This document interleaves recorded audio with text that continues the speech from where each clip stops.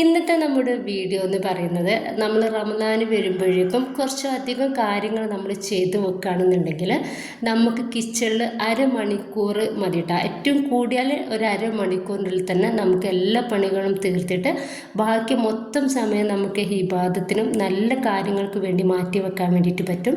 അപ്പോൾ അതിന് വേണ്ടിയിട്ടുള്ള കുറച്ച് കാര്യങ്ങളായിട്ടാണ് ഞാൻ വന്നിട്ടുള്ളത്. അപ്പോൾ വീഡിയോ എല്ലാവരും ഒന്ന് കണ്ടുനോക്കുക. കണ്ടിഷ്ടപ്പെടുവാണെങ്കിൽ നിങ്ങളുടെ എല്ലാ സപ്പോർട്ടും ഉണ്ടാവുക.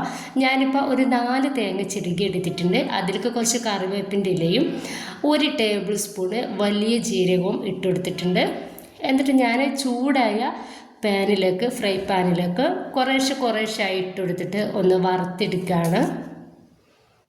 എന്നിപ്പോൾ ഇതിലേക്ക് ഒരു 1/2 ടീസ്പൂൺ മഞ്ഞൾപ്പൊടി ചേർത്ത് കൊടുത്തിട്ടുണ്ട്. കുറച്ച് വെളിച്ചെണ്ണ കൂടി ഒന്ന് ഒഴിച്ചു കൊടുത്തിട്ട് നമുക്കത് നന്നായിട്ട് തന്നെ വറുത്തെടുക്കാം. അപ്പോൾ നമ്മൾ ഒരു 3 പ്രാവശ്യം ആക്കിയിട്ടാണ് ഞാനിത് വറുത്തെടുക്കുന്നത്. അപ്പോൾ അപ്പോഴൊക്കെ ഞാൻ മഞ്ഞൾപ്പൊടി ഇട്ട് കൊടുത്തിട്ടുണ്ട് കേട്ടോ. ജീരകം ഇട്ടെടുക്കുന്നില്ല, മഞ്ഞൾപ്പൊടിയും കറിവേപ്പിൻ്റെ ഇലയും എക്സ്ട്രാ ഇട്ട് കൊടുത്തിട്ട് ഒന്ന് വറുത്തെടുക്കുന്നുണ്ട്. അപ്പോൾ എന്തായാലും നമുക്ക് മസ്റ്റായിട്ടും തേങ്ങ വേണ്ടി വരും. കാരണം നമ്മൾ എന്തായാലും കറി ഉണ്ടാക്കുമല്ലോ, എന്നും നമ്മൾ റൈസ് ഒന്നും ഉണ്ടാക്കില്ലല്ലോ. അപ്പോൾ ഇടയ്ക്ക് കറി ഉണ്ടാക്കുമ്പോൾ ഇത് ഭയങ്കരമായിട്ട് നമുക്ക് ഉപകാരപ്പെടും. കാരണം ഇത് നമ്മൾ എന്താ പറയുക, നോമ്പിൻ്റെ പകൽ ഈ വറുത്തെടുക്കുക, അപ്പോഴൊക്കെ നമുക്ക് ടൈം പോവുകയാണ്. അപ്പോൾ ഇതൊക്കെ നമ്മൾ ചെയ്തു വെച്ചാൽ നമുക്കൊരുപാട് ടൈം നല്ല കാര്യങ്ങൾ ചെയ്യാൻ വേണ്ടിയിട്ട് കിട്ടും. അപ്പോൾ ഇത് നന്നായിട്ടൊന്ന് വറന്ന് കിട്ടിയിട്ടുണ്ട് കേട്ടോ. അപ്പോൾ ഇത്രയും മതി. ഇനിയിപ്പോൾ ഞാനിതാ ഒരു പാത്രത്തിലേക്ക് ഇതൊന്ന് മാറ്റി കൊടുക്കുന്നുണ്ട് ചൂടാറാൻ വേണ്ടിയിട്ട്.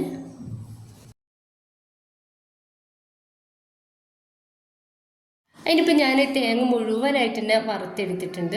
അപ്പോൾ ഇത് ചൂടാറാൻ വേണ്ടിയിട്ട് മാറ്റി വെക്കണം. ചൂടാറതിൻ്റെ ശേഷം നമുക്കിതൊന്ന് പൊടിച്ചെടുക്കാനുള്ളതാണ്. അപ്പോൾ എനിക്കിത് നോമ്പ് കഴിയോളം ഉണ്ട് കേട്ടോ. 4 തേങ്ങയാണ് ഞാൻ എടുത്തിട്ടുള്ളത്. അപ്പോൾ ഇനി ഈ ഒരു പാനിലേക്ക് തന്നെ കുറച്ച് എന്താ പറയുക, ഗരം മസാല ഒന്ന് നമുക്ക് അതിന് വേണ്ടിയിട്ട് പൊടിച്ചെടുക്കണം. അപ്പോൾ ഞാൻ ഈക്വലായിട്ട് തന്നെ ഏലക്കായ, അതുപോലെ ഗ്രാമ്പു, പട്ട, വലിയ ജീരകവും കൂടി എടുത്തിട്ടുണ്ട്. അപ്പോൾ ഇതെല്ലാം കൂടി ജസ്റ്റ് നമുക്കൊന്ന് ചൂടായിട്ട് കിട്ടിയാൽ മാത്രം മതി. ഇതൊന്ന് ചെറുതായിട്ട് ചൂടായ സമയത്ത് ഞാൻ ഗ്യാസ് ഒന്ന് ഓഫ് ചെയ്തിട്ട് ഒന്ന് മാറ്റി വെക്കുന്നുണ്ട്. അതിൻ്റെ ഇടയ്ക്ക് നമ്മുടെ തേങ്ങ നന്നായിട്ട് ചൂടാറിയിട്ടുണ്ട്. അപ്പോൾ ഞാൻ മിക്സിയുടെ ജാറിലിട്ടിട്ട് ഇതുപോലെ ചെറുതായിട്ടൊന്ന് പൊടിച്ചെടുത്തിട്ടുണ്ട്.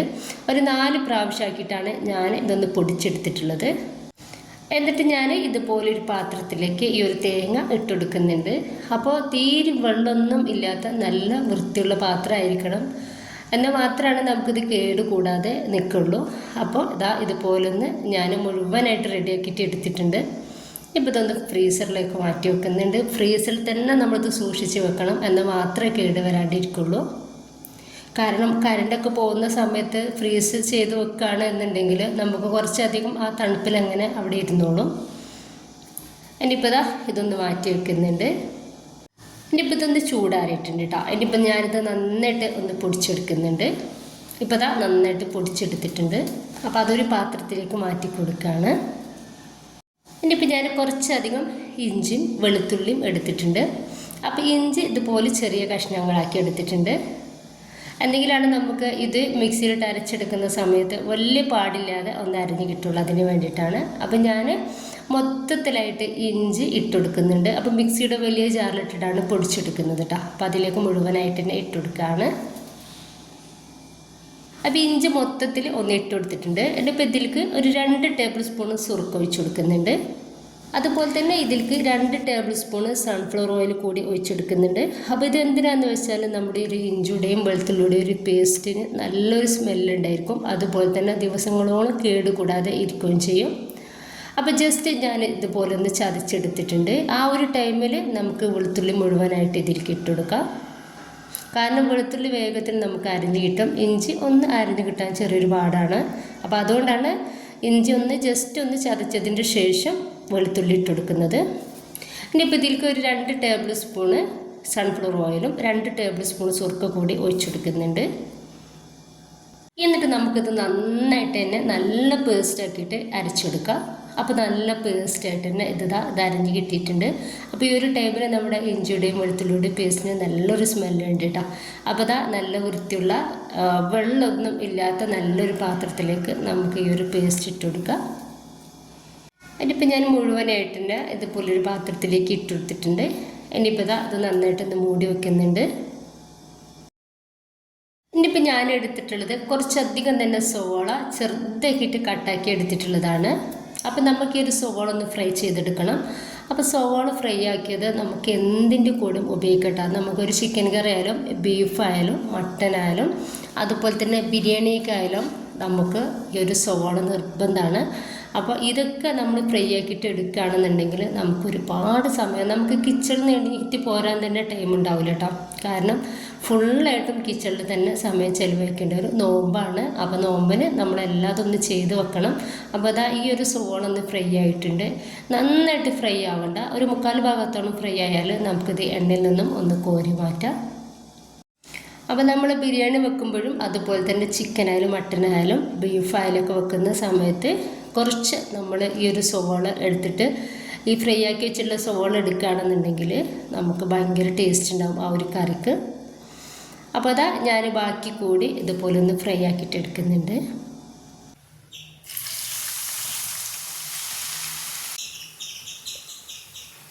അപ്പോൾ മുഴുവനായിട്ട് തന്നെ ഞാനൊന്ന് ഫ്രൈ ആക്കി എടുത്തിട്ടുണ്ട്. ഇനിയിപ്പോൾ നമുക്ക് ഇതൊന്ന് മാറ്റി വെക്കാം. ഇനിയിപ്പോൾ ഞാനിവിടെ എടുത്തിട്ടുള്ളത് 1 കിലോ സവോള എടുത്തിട്ടുണ്ട് കേട്ടോ. അതാ ഇതുപോലെ ഒന്ന് കട്ടാക്കി എടുത്തിട്ടുണ്ട്. അപ്പോൾ വലിയ കഷ്ണങ്ങളാക്കി കട്ടാക്കി എടുത്താലും കുഴപ്പമില്ല. നമുക്കിതുപോലെ ഒന്ന് ചെയ്തതിന് ശേഷം അരച്ചെടുക്കാനുള്ളതാണ്. പിന്നെ അതാ ഒരു 3/4 കിലോ തക്കാളി കൂടി കട്ട് ചെയ്തെടുത്തിട്ടുണ്ട്. അതുകൂടി ഈ ഒരു പാനിലേക്ക് ഇട്ട് കൊടുക്കുക. എന്നിട്ട് ഇതിലേക്ക് ആവശ്യത്തിനുള്ള ഉപ്പ് ചേർക്കുന്നുണ്ട്. അതുപോലെ തന്നെ 1 ടേബിൾ സ്പൂൺ മഞ്ഞൾപ്പൊടിയും 2 ടേബിൾ സ്പൂൺ മുളക് പൊടിയും 1 ടേബിൾ സ്പൂൺ മല്ലിപ്പൊടിയും 1 ടേബിൾ സ്പൂൺ വലിയ ജീരകവും അതുപോലെ തന്നെ 3/4 table spoon garam masala powder കൂടി ചേർത്തെടുക്കുന്നുണ്ട്. അപ്പോൾ നമ്മൾ പൊടിച്ചെടുത്തിട്ടുള്ള ആ ഒരു ഗരം മസാല പൗഡറാണ്. എന്നിട്ട് ഇത് നന്നായിട്ട് നമുക്ക് ഒന്ന് മിക്സാക്കി കൊടുക്കാം. നന്നായി മിക്സാക്കി കൊടുത്തിട്ട് നമുക്കിത് നന്നായിട്ട് തന്നെ വേവിച്ചെടുക്കണം. നന്നായിട്ട് വേവായതിൻ്റെ ശേഷം നമുക്കിത് അരച്ചെടുക്കാനുള്ളതാണ്. ഇനിയിപ്പോൾ ഞാൻ ഇതൊന്ന് മൂടി വെക്കുന്നുണ്ട്. അപ്പോൾ മൂടി വെക്കുകയാണെന്നുണ്ടെങ്കിൽ നമുക്കിത് വേഗത്തിൽ വേവായിട്ട് കിട്ടിക്കോളും. അപ്പോൾ ഫ്രൈ ആക്കി വെച്ചിട്ടുള്ള സവോള ചൂടാറിയിട്ടുണ്ട്. അപ്പോൾ ഞാൻ കൈ വെച്ചിട്ട് ചെറുതായിട്ടൊന്ന് പൊടിച്ചെടുത്തിട്ട് ഇതുപോലെ ഒരു പാത്രത്തിലേക്ക് ഇട്ട് കൊടുക്കുന്നുണ്ട്. എന്നിട്ട് നമുക്കിത് നന്നായിട്ടൊന്ന് മൂടി വെക്കാം.